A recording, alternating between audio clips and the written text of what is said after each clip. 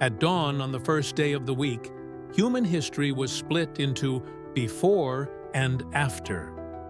Several women came to the tomb in the Jerusalem garden to pay their last respects to their teacher, but they found only a rolled-away stone and empty burial cloths. Jesus' body had disappeared. Where? This question gave rise to the greatest faith in history, but it also became the greatest mystery. Was it stolen? Secretly reburied? Or did something happen that science cannot explain? Today, we are not just going on a search for remains. We will descend into the very tomb that has been sealed for centuries. We will examine the latest research and learn what scientists actually discovered when they opened Christ's burial tomb for the first time in 500 years. The answers they found shook the world. Get ready. We are beginning our investigation. It began at dawn, in the silence that only follows great sorrow. As the first rays of sunlight touched the ancient stones of Jerusalem, several women whose hearts were broken with grief walked along the path leading out of the city. Their names were Mary Magdalene, Joanna, and Mary, the mother of James. In their hands they carried precious spices, the last tribute they could pay to their teacher, Jesus of Nazareth. 3 days earlier, they had seen his body taken down from the cross and hastily prepared for burial. Jewish law and the approaching Sabbath left no time for proper rituals. Now, with the Sabbath rest coming to an end, they hurried to finish what they had not been able to do. Their path led them to a new tomb carved out of the rock, which had been provided for the burial by a wealthy member of the Sanhedrin, Joseph of Arimathea. The women walked, and one anxious thought occupied their minds. Who will roll away the stone from the entrance to the tomb? The stone was enormous, and they, exhausted from grief, could not move it. But when they approached the place, their hearts froze in amazement and fear. The stone had been rolled away. The entrance to the tomb was open. Looking inside, they did not see the body. The burial bed on which Jesus' remains had lain was empty. Only the burial cloths lay neatly on it, and the headcloth, the sudarium, was rolled up and laid separately. According to the Gospel of John, Mary Magdalene, not understanding what had happened, ran back to the city in tears to the nearest disciples, Peter and John. "They have taken the Lord out of the tomb, and we don't know where they have laid him," she cried out, breathless. The disciples, shocked by this news, rushed to the tomb. John, being younger, ran there first. He bent down, looked inside, and saw the linen cloths lying there, but did not dare to go in. Peter followed him. Without hesitation, he went inside and saw the same scene: empty burial cloths. Then John entered. The Gospel says that he saw and believed. But what did he believe? At that moment, they did not yet fully understand the prophecies about the resurrection. They saw only the irrefutable and frightening fact: the body of their teacher had disappeared. This news instantly spread among the small group of Jesus' followers, causing confusion and fear. What had happened that night? The guards assigned to the tomb at the request of the chief priests, who were afraid that the disciples would steal the body and announce the resurrection, had disappeared. Later, they would tell their superiors about an earthquake and the appearance of an angel whose appearance was like lightning and whose clothes were white as snow. But the official version, which the authorities hastily began to spread, was simple and rational. The disciples had stolen the body during the night. Thus was born the greatest mystery in human history. A question that has been stirring the minds of believers, skeptics, historians, and archaeologists for 2,000 years. Where did the remains of Jesus disappear from the tomb in Jerusalem? Were they stolen? Reburied? Or did what billions of people around the world believe happen? The miracle of the resurrection, which left the tomb empty forever. The answer to this question is not simply a search for remains. It is a journey to the very heart of faith, history, and science, an attempt to reconstruct the events of that fateful morning that forever changed the course of history. To get closer to solving the mystery of the empty tomb, we must first understand what it was. It was not just a burial site. According to all 4 canonical Gospels, it was a completely new tomb that had never been used before. 6. It belonged to a very remarkable man, Joseph of Arimathea, 19. Who was he? The Gospels describe him as a wealthy and respected member of the Sanhedrin, the highest Jewish court, which, ironically, had sentenced Jesus to death. Joseph was a secret follower of Christ. He disagreed with the council's decision, but was afraid to openly declare his faith. However, after the crucifixion, risking his position and reputation, he did something incredibly brave. He personally went to the Roman prefect Pontius Pilate and asked him to release Jesus' body for burial. It was a dangerous request. To ask for the body of someone executed for a crime against Rome was to openly declare one's sympathy for him. But Pilate, perhaps surprised by the speed of Jesus' death, gave his permission.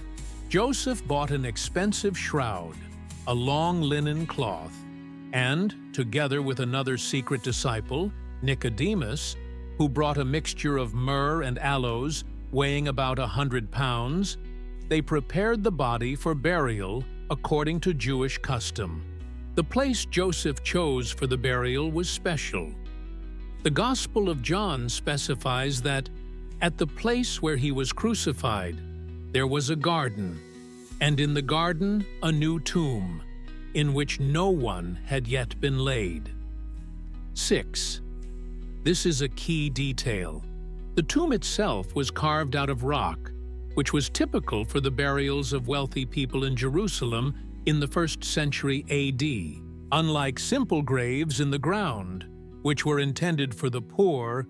Wealthy families prepared family crypts for themselves in natural limestone caves, or carved them out of the rock in the vicinity of the city. Such a tomb usually consisted of several parts. Outside was a small courtyard. The entrance to the burial chamber itself was low, so you had to bend down to enter. This entrance was closed either by a large disc-shaped stone that was rolled into a special groove or by a square stone plug. Considering the mention that the stone was rolled away, it is most likely a disc-shaped stone, or gola. Inside there was one or more burial chambers. Along the walls were carved stone benches or niches called arcosolia or kohim.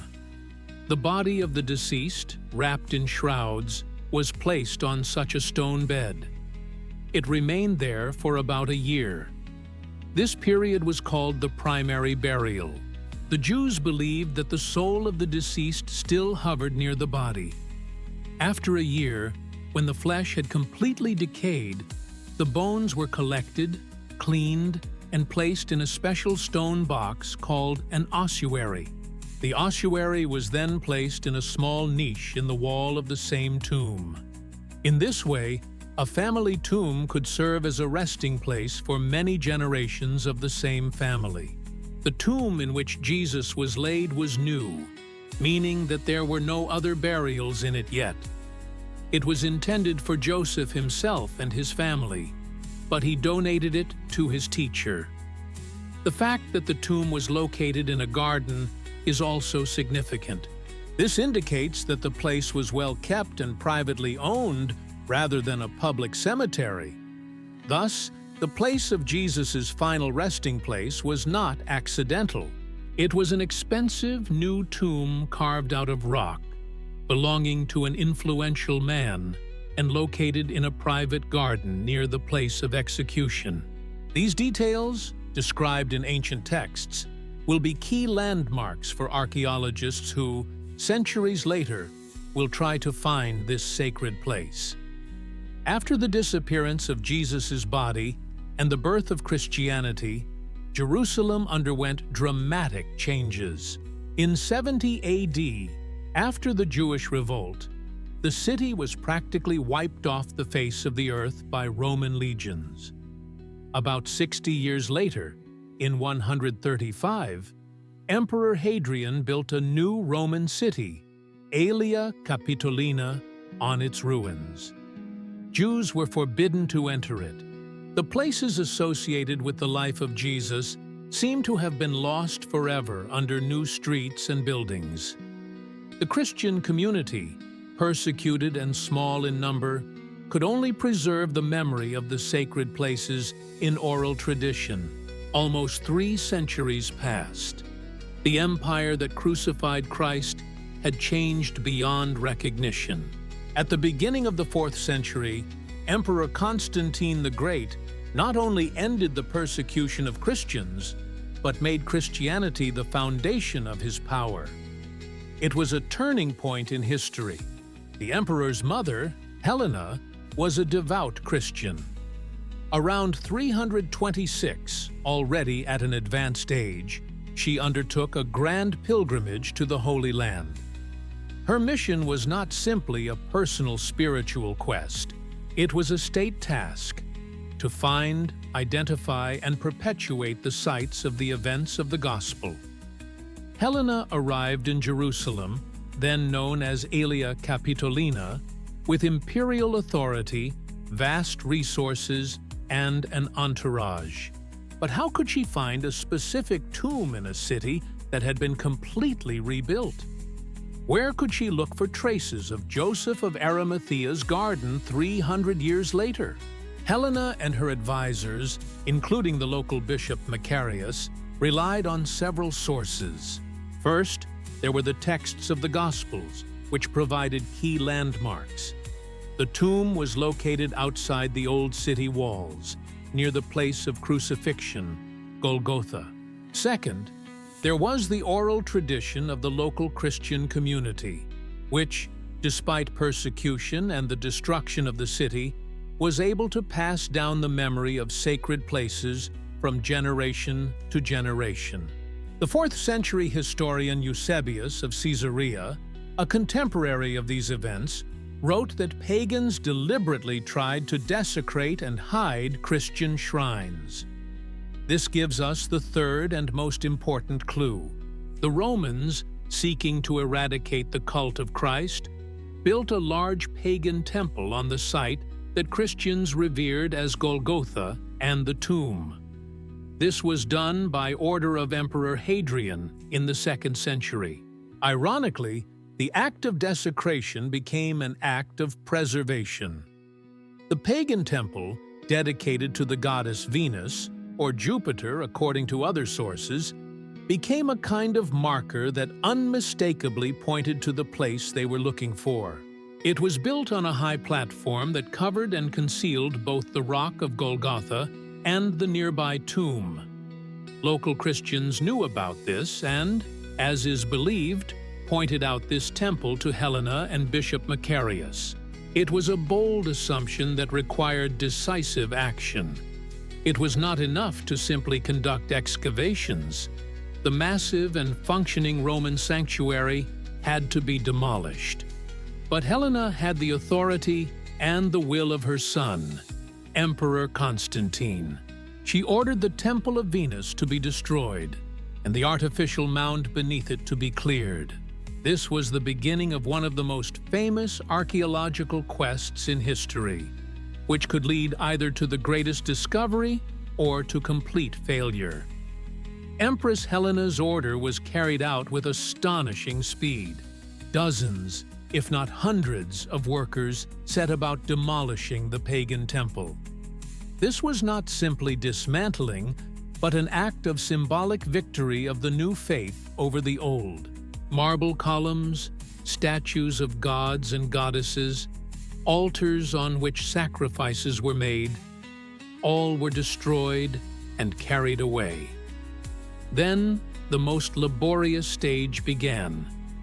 The workers began to dismantle the huge artificial platform on which the temple stood.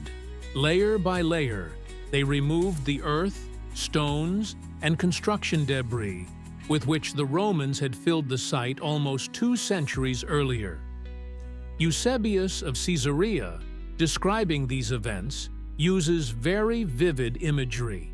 He says that as soon as the upper layers were removed, suddenly, contrary to all expectations, an empty space appeared, and then the holy and venerable monument of the saving resurrection. The top of the rock was the first thing to appear from under the ground. It was the very Golgotha, or place of the skull, mentioned in the Gospels. The very fact of discovering a rock ledge under the foundation of the temple was already a huge success. It confirmed that the search was going in the right direction. The workers continued to clear the space around the rock. And then, to the west of Golgotha, they stumbled upon the remains of an ancient quarry, and in it, a tomb carved into the rock. It corresponded exactly to the Gospel descriptions, a solitary tomb carved into the rock wall. There was almost no doubt left. This was the place. But then something happened that turned the archaeological find into a sacred relic. According to church tradition, passed down by later historians such as Rufinus of Aquileia and Socrates Scholasticus, not only was the tomb found during the excavations, but also 3 crosses and a plaque with the inscription, "Jesus of Nazareth, King of the Jews," made by order of Pilate. Legend has it that since the plaque was lying separately, it was impossible to determine which of the 3 crosses belonged to Jesus. To resolve this problem, Bishop Macarius suggested conducting a test. He ordered that the crosses be brought one by one to a seriously ill noblewoman. The first 2 crosses had no effect, but as soon as the 3rd cross touched her, she was instantly healed.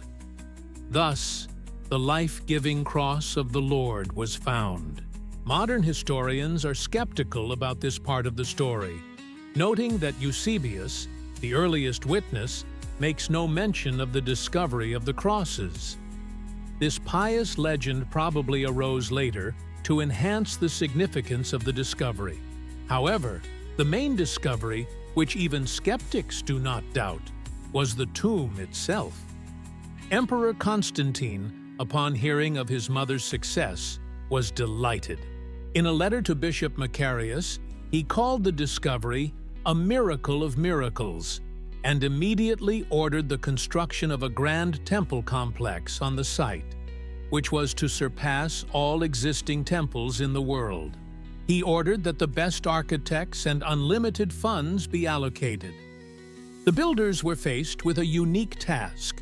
It was necessary not only to erect a building, but also to preserve and highlight 2 main shrines, the Rock of Golgotha and the Holy Tomb. To do this, the architects had to cut away all the surrounding rock, leaving the tomb standing alone as an independent structure in the center of the future temple. This titanic labor marked the beginning of the creation of one of the most iconic buildings in history, the Church of the Holy Sepulchre. Having received the imperial decree, Constantine's architects set to work on a project that was unprecedented in its scale and complexity. Their task was not simply to build a church, but to create an architectural ensemble that would house and glorify the 2 main shrines of Christianity, Golgotha and the Holy Sepulchre. The project was truly imperial in scope, First, the builders completely changed the landscape. They demolished most of the rock in which the tomb was carved, leaving only the burial cave itself and a small rock massif around it. Thus, the tomb, which was originally a cave inside the rock, became a freestanding structure. This was done so that pilgrims could walk around it on all sides. Around this central element, a grandiose complex was built, consecrated in 335. It consisted of several parts that flowed smoothly into one another. Entering from the main street of the Roman city, the Cardo Maximus, pilgrims first came to a large open courtyard, or atrium. From there, they passed into a huge basilica called the Martyrion, meaning testimony. It was a magnificent five-nave building, richly decorated with mosaics, marble, and precious metals. In the eastern altar part of the basilica, as the main relic, were fragments of the life-giving cross. Behind the basilica was another courtyard open to the sky. In its southeast corner was the rock of Golgotha, on top of which was a huge silver cross. Pilgrims could climb a staircase to worship at the site of the crucifixion. But the main attraction, the culmination of the entire pilgrimage, was, of course, the tomb. It was located in the western part of the complex. Above it, a monumental circular building was erected, a rotunda called anastasis, which means resurrection in Greek. The rotunda was about 35 meters in diameter, and its center was crowned by a huge dome with an oculus at the top, through which light penetrated inside. Directly under the dome, in the very center of the rotunda, stood the tomb. To protect the sacred cave from destruction and give it a more noble appearance, it was lined with marble and decorated with columns. This small structure inside the rotunda, concealing the original burial cave, became known as the cuculia, or edicule, which translates as royal resting place, or chapel. It consisted of two tiny rooms, a vestibule called the Angel's Chapel, where, according to legend, the angel who announced the resurrection to the myrrh-bearing women sat, and the burial chamber itself with a stone bed. In this way, Constantine's architects created an entire sacred route. Pilgrims symbolically followed the path of Christ's passion, from the trial, martyrium, through the place of execution, Golgotha, to the place of resurrection, Rotunda of Anastasis. This complex became the main center of the Christian world and a model for many churches for centuries. Its splendor and size amazed the imagination of contemporaries. However, this magnificent structure was destined for a very difficult fate. The original complex, built by Emperor Constantine, stood in all its glory for about 300 years. But its history, like the history of Jerusalem itself, was full of dramatic events. The first serious test befell the temple in 614, when the army of the Persian king Khosrow II invaded Palestine. The Persians captured and plundered Jerusalem, and the Church of the Holy Sepulchre was burned and severely damaged. The greatest shrine, the life-giving cross, was taken to Persia as a trophy. This was a shock to the entire Christian world. However, the Byzantine Emperor Heraclius managed to turn the tide of the war, and in 630 he triumphantly returned the cross to Jerusalem. The temple was hastily restored under the leadership of the abbot Modestus, albeit in a more modest form. But the worst destruction was yet to come. In 1199, the Fatimid Caliph of Cairo, Al-Hakim bi-Amr Allah, known for his eccentricity and cruelty, issued a decree ordering the complete destruction of the Church of the Holy Sepulchre. This was not just looting. Chronicles of the time write that the caliph's soldiers destroyed the building to its very foundations with fanatical zeal. They razed the basilica to the ground, smashed the rotunda, and tried to destroy the tomb itself by breaking the rock with iron hammers. The rock of Golgotha was also damaged. It seemed that the shrine had been destroyed forever. This act of vandalism caused a wave of indignation in Europe and became one of the reasons that ultimately led to the organization of the Crusades. For several decades after the destruction, only small chapels existed on the ruins. It was not until 1048 that the Byzantine Emperor Constantine IX Monomachos, after concluding a treaty with al-Hakim's successor, obtained permission to rebuild it. However, there were only enough funds to rebuild the Rotunda of Anastasis and several chapels around it. Constantine's magnificent basilica was never restored. The temple took on a new appearance after the arrival of the Crusaders, who captured Jerusalem in 1099. They considered it their main task to revive the shrine in all its glory. During the 12th century, the Crusaders carried out a large-scale reconstruction. They united all the surviving parts under one roof, building a church in the Romanesque style. It was then that the characteristic facade with two large portals, which we see today, appeared. They covered the inner courtyard, turning it into the main nave of the church, and added a bell tower. In this form, the temple was consecrated in 1149, exactly 50 years after the conquest of the city. But the trials did not end there. The following centuries brought earthquakes, fires, and constant conflicts between different Christian denominations for control over the shrine. The fire of 1808 was particularly devastating, destroying the dome of the rotunda and seriously damaging the cochlea. After that, it had to be almost completely rebuilt. Throughout the 20th century, the church was in a deplorable, dilapidated state, reinforced with ugly steel beams. Through centuries of destruction and reconstruction, rebuilding and restoration, the main mystery remained unchanged. What is actually inside the cochlea? Is anything left of the original 1st century tomb?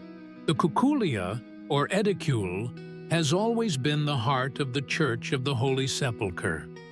This small chapel inside the huge rotunda has attracted and continues to attract millions of pilgrims. But for centuries, its interior remained a mystery, accessible only to a few clergymen. Outwardly, it looks like a richly decorated royal tomb, the result of reconstruction after the fire of 1808 in the Ottoman Baroque style. But what does it hide? Has the rock tomb found by Empress Helena been preserved under this marble cladding? Or perhaps it is the very tomb in which the body of Jesus was buried 2,000 years ago. For centuries, access to the shrine was strictly regulated, and it was not only because of its sacred status. The Church of the Holy Sepulchre is a unique place jointly administered by 6 Christian denominations: the Greek Orthodox Church, the Roman Catholic Church, represented by the Franciscans, and the Armenian Apostolic Church. 3 other denominations, Coptic, Syrian, and Ethiopian, have rights to certain parts of the church. These 6 communities have zealously guarded their rights and privileges for centuries. Any action, even the most insignificant, on the shared territory, whether cleaning or replacing a burnt-out light bulb, required the consent of all parties. This system, known as the status quo, was officially enshrined by a decree of the Ottoman Sultan in 1757 and confirmed in 1852. The status quo was intended to prevent conflicts, but in practice, it often led to complete paralysis. Any initiative to repair or investigate it came up against a wall of mutual distrust and disputes. The most famous symbol of this paralysis was the so-called immovable staircase, a simple wooden staircase attached to a window on the facade of the church. It appeared there sometime in the first half of the 19th century and has not moved since because the communities cannot agree on who has the right to remove it. Against this backdrop, the idea of opening the crucifixion, the heart of the shrine, for scientific research seemed absolutely unthinkable. For believers, it would be blasphemy. For the communities, it would have been a violation of the fragile balance. Archaeologists and historians could only build theories based on ancient descriptions and indirect data. They assumed that the remains of a rock cave must be preserved inside the chapel, under the marble floor and cladding. But how badly damaged was it after numerous destructions, especially after Al-Hakim's attack? Did the burial bed, the stone slab on which the body was laid, survive at all? Or was the entire crucifixion just a symbolic structure, a cenotaph erected on the site where the tomb once stood? The answers to these questions were hidden under a marble slab that covered the presumed location of the burial bed. This slab was installed no later than 1555, during restoration work carried out by the Franciscan Boniface of Ragusa. Since then, it has never been lifted. No one knew what lay beneath it. The mystery remained unsolved, sealed by stone and centuries of mutual distrust. But in the 21st century, the situation began to change. The condition of the crucifixion became critical.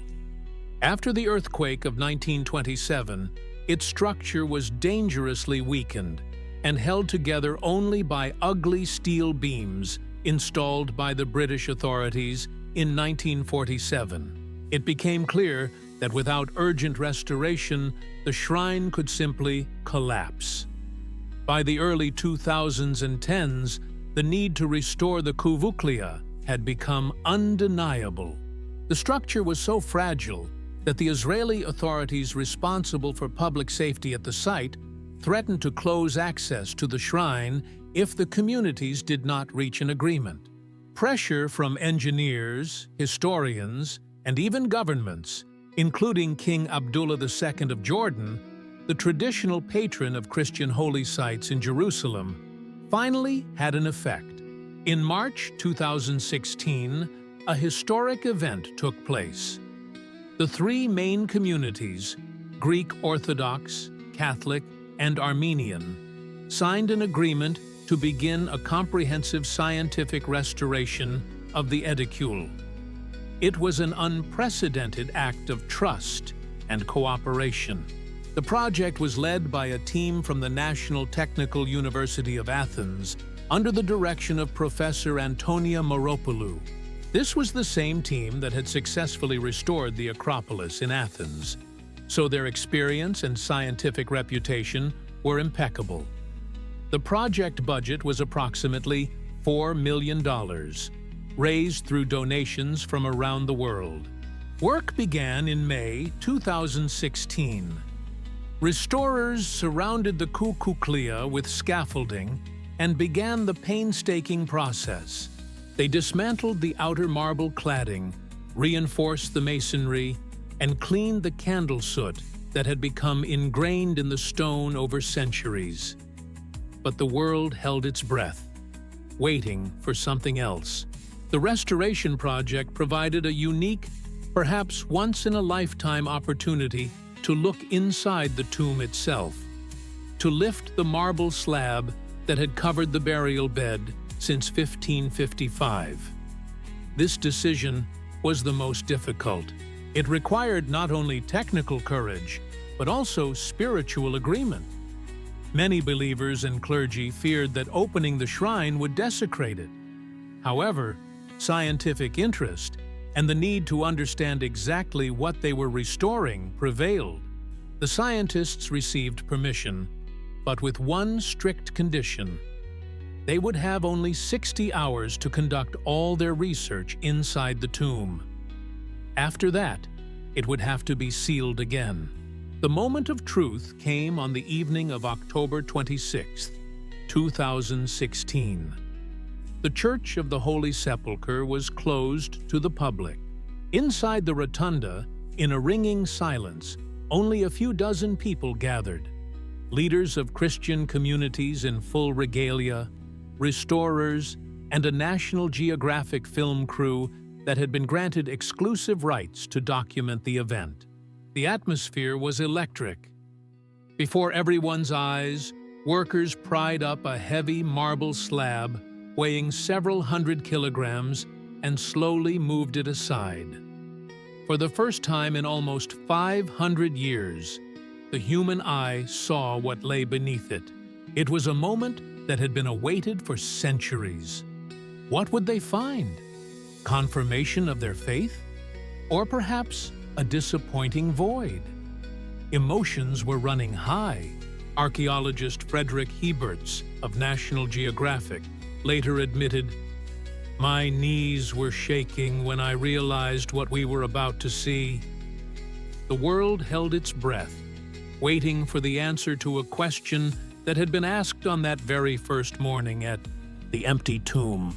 When the marble slab, installed in the 16th century, was moved, something unexpected appeared before the eyes of scientists and priests. There was no rock bed or any artifacts underneath. Instead, they saw a thick layer of grayish filler, similar to mortar or rubble. At first, this caused confusion and even some disappointment.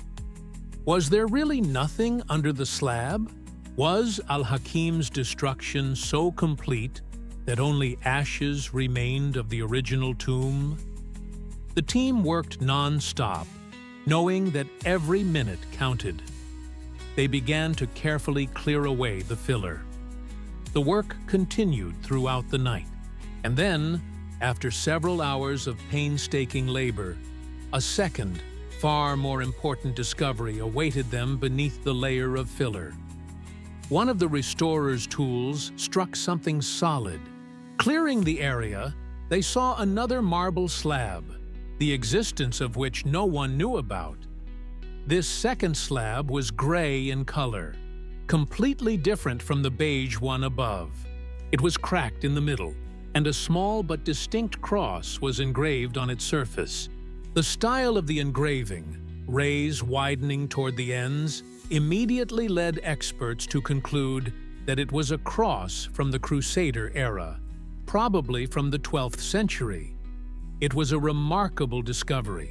It meant that the upper slab from 1555 was not the first to cover the tomb. At the very least, as early as the 12th century, the Crusaders had deemed it necessary to protect what lay beneath it. The presence of this second, older slab suggested that the relic beneath it was considered authentic and had required protection for many centuries. But what was it protecting? The main question remained unanswered. The scientists were faced with a choice: stop there or take a risk and try to look under the second cracked slab of the Crusaders. Time was running out. After a brief consultation with church representatives, it was decided to continue. This was the most risky stage. The slab was fragile and had to be handled with extreme caution. Using special equipment, the team was able to peer into the crack and lift part of the slab. What they saw next silenced everyone present. There was no void beneath the Crusaders' slab. There it was, the original surface of the burial bed, carved out of limestone rock. It was the very slab on which, according to Christian tradition, the body of Jesus Christ had been laid. This was the first and possibly the last generation of scientists to see it. The discovery was stunning. It refuted the most pessimistic theories that the tomb had been completely destroyed and was only a later reconstruction. No, the core of the shrine, its stone heart, was untouched. It had survived centuries, invasions, fires, and deliberate destruction. Emotions were running high at that moment. Scientists, men of science, could not hide their excitement. Clergymen prayed. It was a moment of unity between history, faith, and science. But the most important task lay ahead: proving the age of the find. The discovery of the original burial bed was the culmination of a 60-hour research marathon. For the first time in centuries, and possibly for the first time in a millennium, scientists were able to see and study the surface that is the central object of worship for billions of Christians.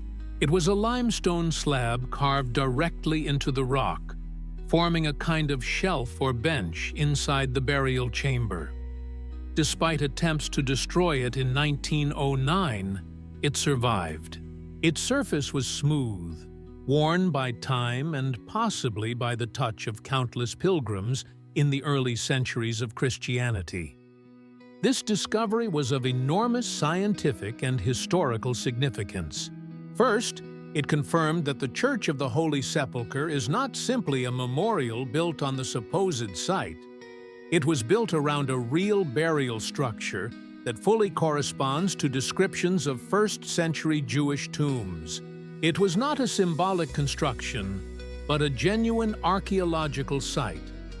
Secondly, the preservation of the bed proved that the destruction ordered by Al-Hakim was not complete. His men did not manage to completely destroy the rock tomb. The core of the shrine remained intact. This fact confirmed the historical continuity of the place of worship. Scientists were able to conduct a detailed scan and photograph the burial chamber and the bed itself. They used radar, thermographic scanners, and drones to create an accurate three-dimensional model of the entire Qubat al-Salam, including its hidden parts.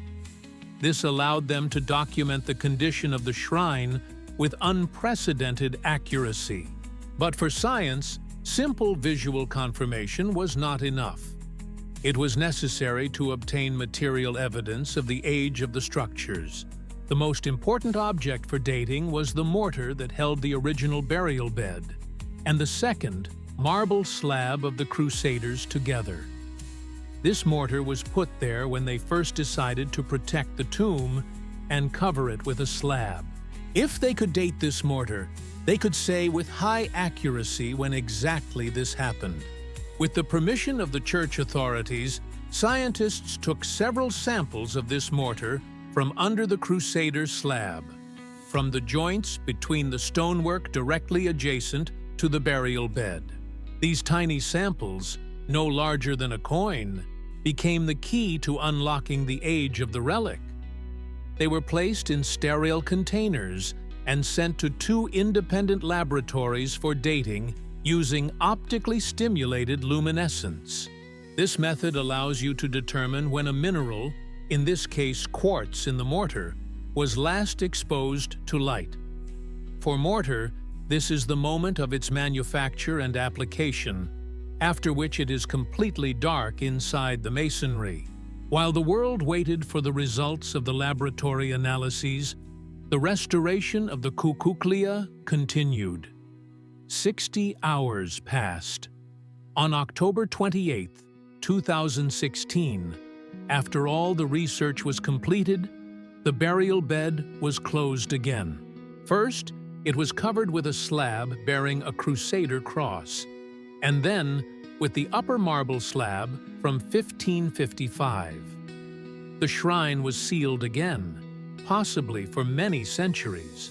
But before that happened, scientists managed to gather data that could forever change our understanding of the history of this place.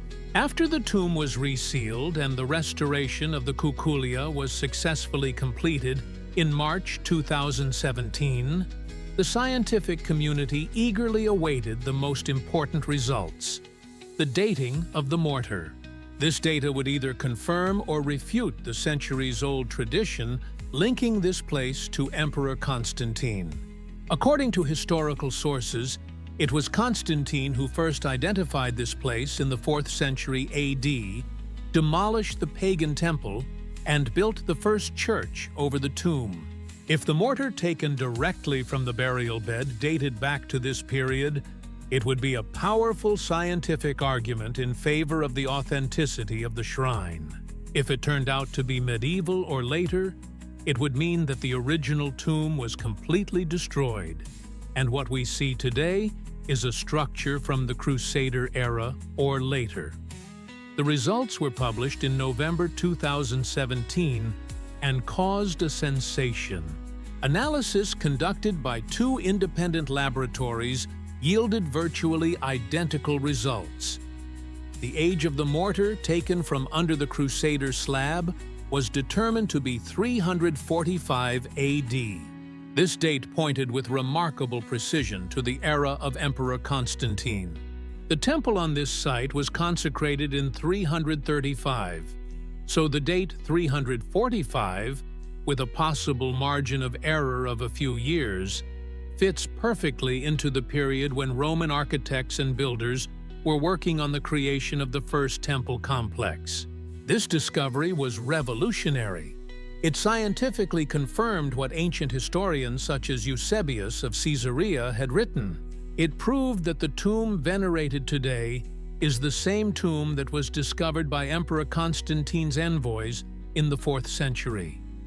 This is not a cenotaph built by the Crusaders, but the original shrine around which the first church was built. The dating essentially connected the broken links in the historical chain.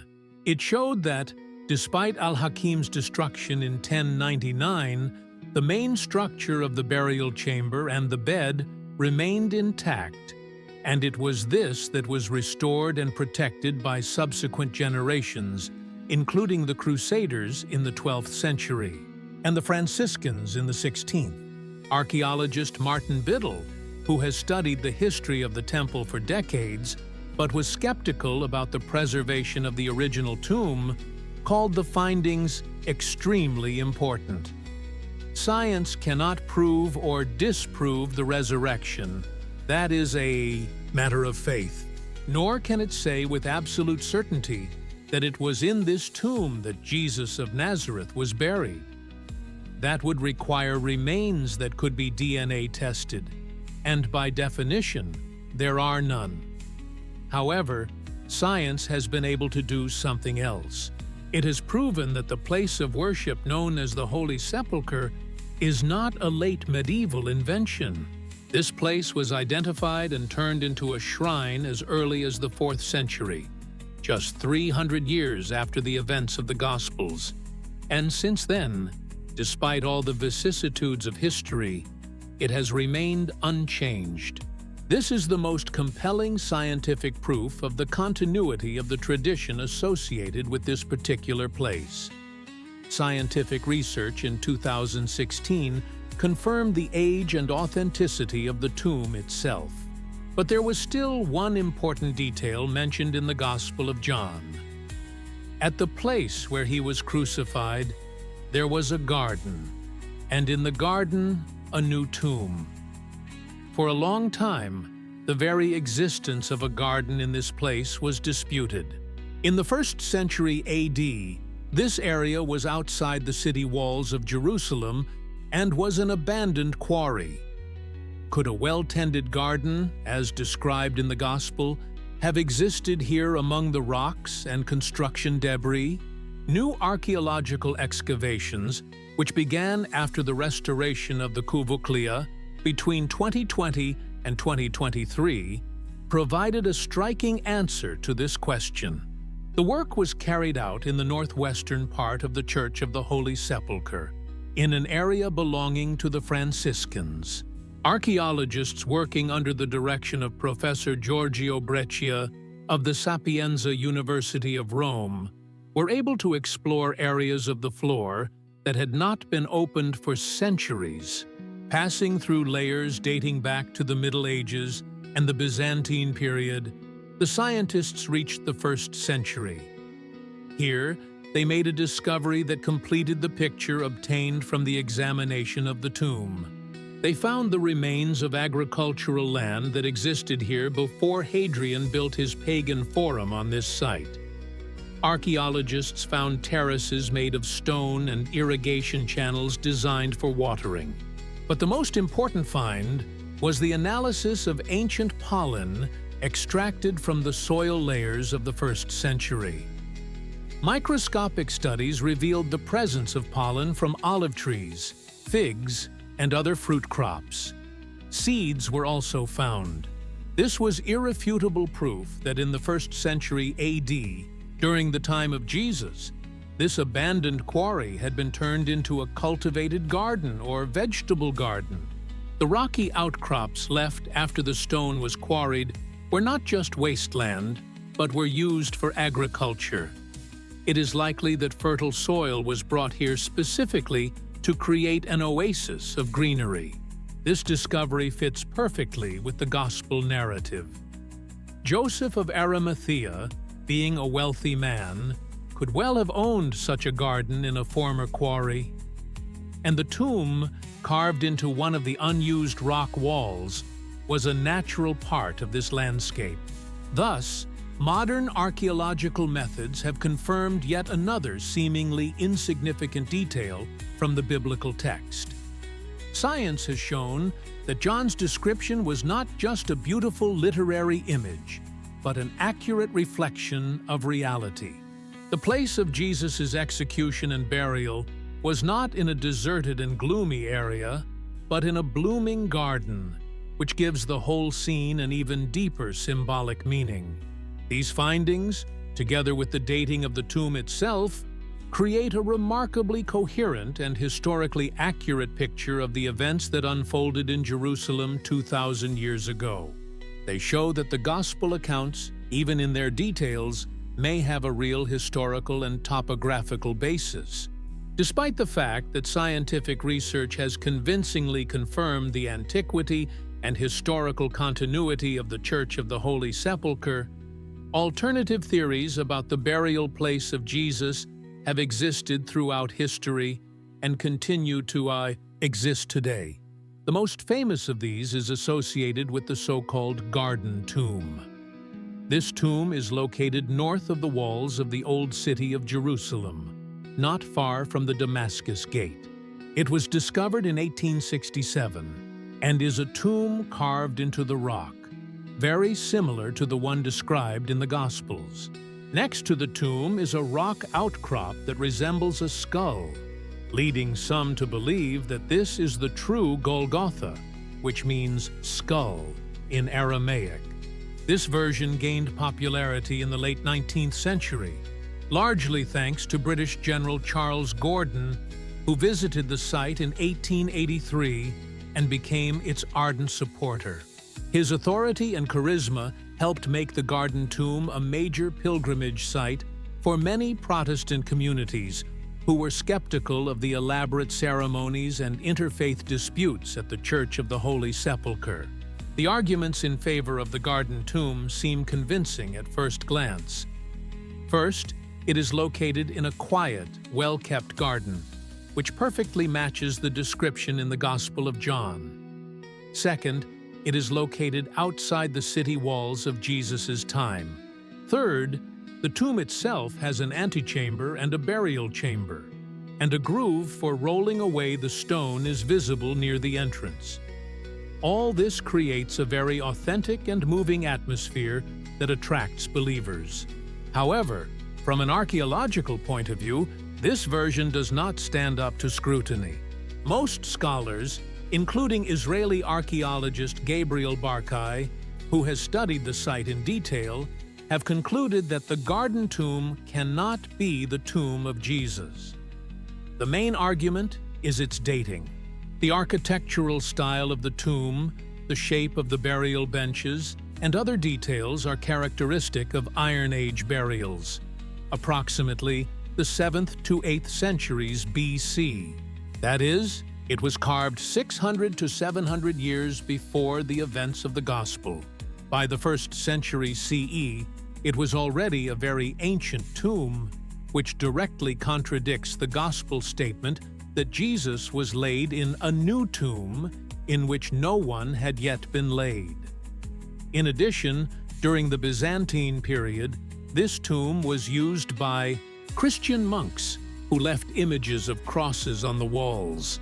But there is no evidence that the earliest Christians, beginning in the 4th century when Helena conducted her search, revered this place.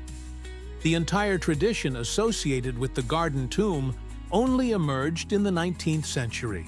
Today, the Garden Tomb Association, which maintains the site, honestly states that it does not claim that this is the authentic tomb of Christ. They present it as a visual aid, a place of prayer and reflection that helps to better imagine the events of the Gospel.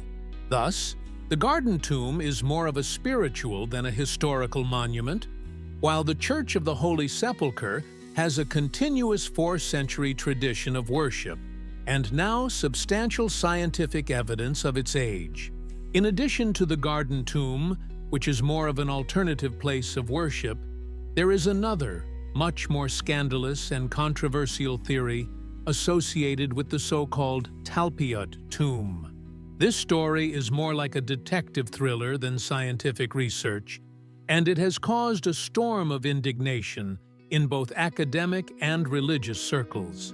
It all began in 1980, when another typical 1st-century Jewish tomb was accidentally discovered during the construction of a residential complex in the East Talpiot neighborhood of Jerusalem. Inside, archaeologists found 10 ossuaries, stone boxes for storing bones.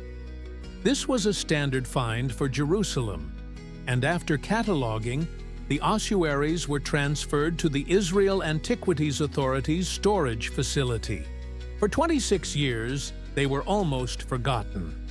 But in 2007, documentary filmmaker James Cameron and journalist Simcha Jacobovici released a film and book called The Lost Tomb of Jesus.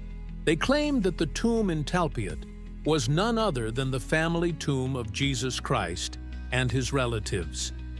The basis for this sensational claim was the inscriptions found on 6 of the 10 ossuaries. The names Jesus, son of Joseph, Mary, Mariamne, known as Mara, Matthew, Jephthah, which may be short for Joseph, brother of Jesus, and Judas, son of Jesus, were scratched on them. The authors of the theory suggested that Mariamne was the real name of Mary Magdalene, and, therefore, she was the wife of Jesus. The presence of the ossuary Judas, son of Jesus, suggested that they had a child.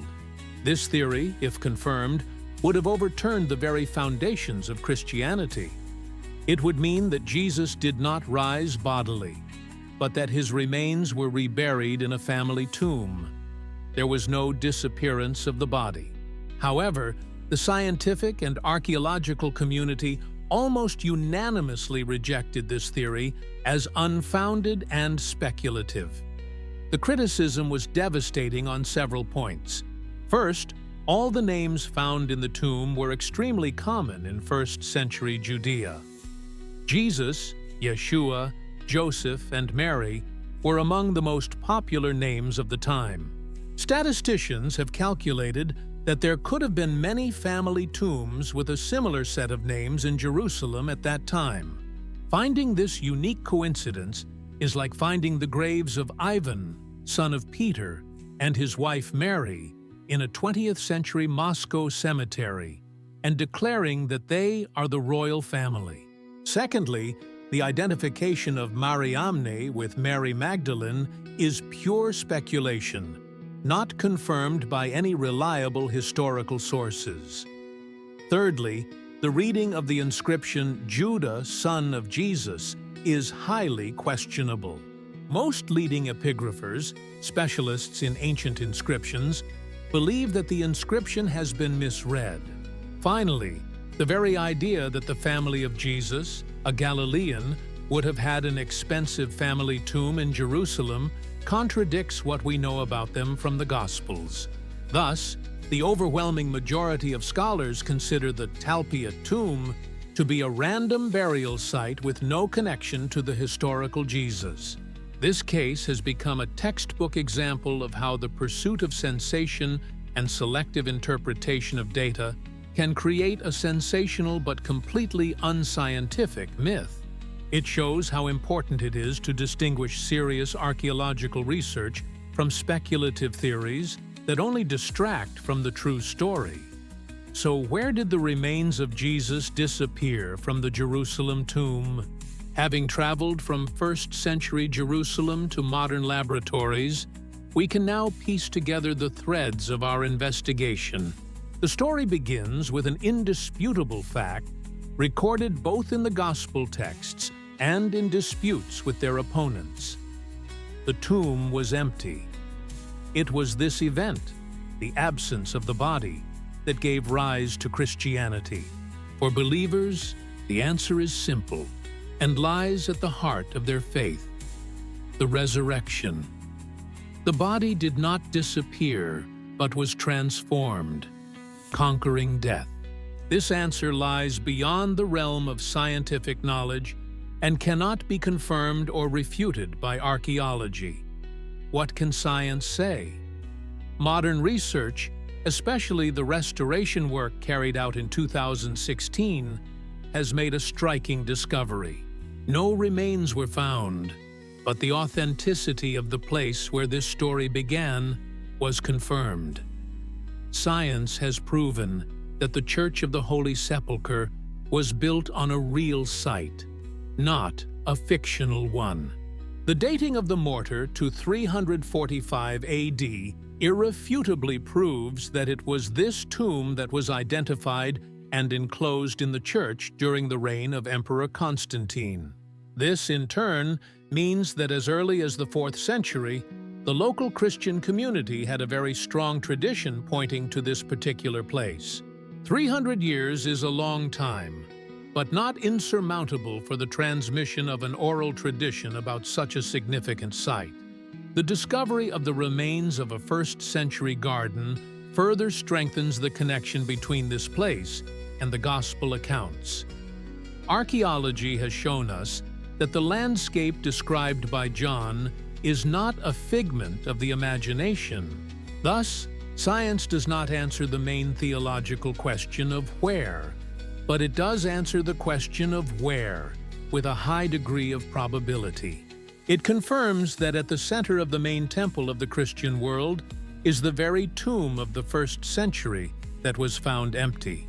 It rules out alternative versions, such as the Garden Tomb or the Talpiot Tomb, as lacking sufficient historical and archaeological grounds. The mystery of the absence of remains remains central. If Jesus' remains had been found, it would probably have been the greatest archaeological sensation ever.